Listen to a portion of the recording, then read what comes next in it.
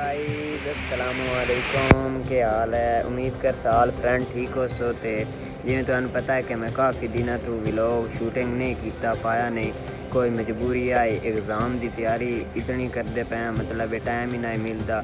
नाले कोई इत्थे पट्ठा पाड़ा दिन छोटे होंगे, मौसम थर्मा आई तो हूँ काफ़ी माशाल्लाह दिन वड्डे हो गए। तो आप हूँ रोज़ाना डेली का व्लॉग शूट किया करसा, तो तुसां मेरे नाल रहना तो मैं तुहानू विखा देना।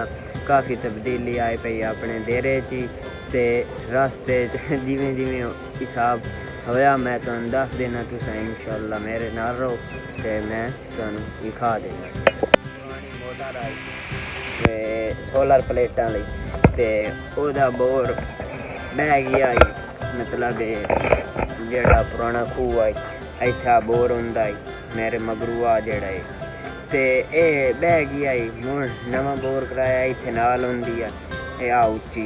ते हूँ बोर माशाल्लाह आ होया पिया है टरबैन बोर।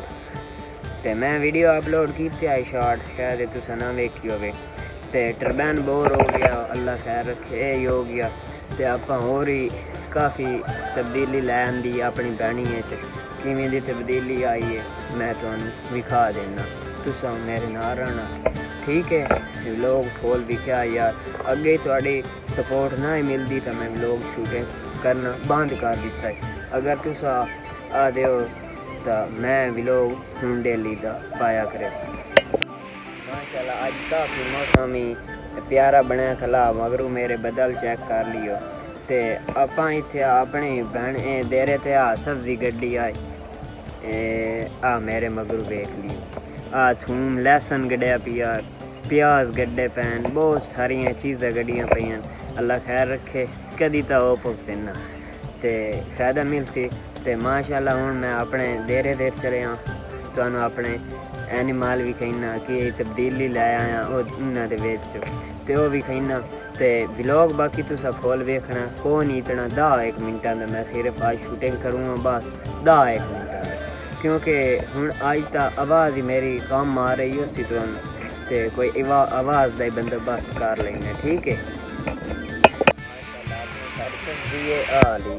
लहसन मैं खला आप ते आ मेरे मगरू मर्चा लगियां पईयां ना वेख लियो खिलियां दे विच लाइयां, क्योंकि ये दुआ पानी ही ना इतना नहीं ना चाहिए।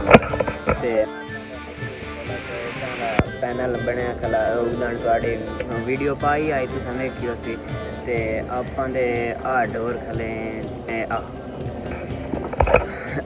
आ गां नवीं लई आई आ गां दुध माशाल्लाह चौनी देंदी, गुजारा अपना चला दा पिया। ते आपां दा दान खला दान दी ठीक है ना। ते उस तो बाद अपनी माज खलीए वेखिए। ते एक नवी पंजारो लई आई आपां पट्ठे वास्ते उन्हें माशाल्लाह हजे निक्की ते एदी वांग बने साए ते मुड़े दे उत्ते पट्ठे धोने, ठीक है। ते इंशाअल्लाह ताला तुहानू काफ़ी फ़ायदा मिलसी।